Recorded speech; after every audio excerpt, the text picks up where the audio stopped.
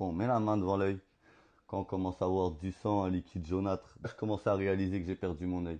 Bonjour, je m'appelle Victor. Je vais vous raconter ma journée où j'ai perdu mon œil. Ça a commencé comme tous les matins, un matin classique, tu vas au travail. Forcément, tu te dis pas il va t'arriver une dinguerie. Tu pars dans ta journée normale. Moi, il faut savoir, c'est que dans cette journée-là, en fait, j'avais un rendez-vous dans la journée que je pouvais pas louper. On m'avait autorisé un créneau horaire pour ce rendez-vous à 14h.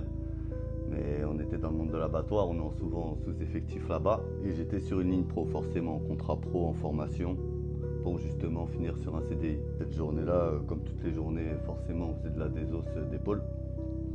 Et j'avais un petit jeune, ça fait 3 mois qu'il travaillait à côté de moi. Avant, il n'avait pas vraiment fait beaucoup de travail, tout ça. Lui, il voulait prouver qu'il était là, forcément, il était motivé. Il fallait savoir, c'est que dans l'accident, il a enfreint aucune règle de sécurité, j'en ai enfreint aucune.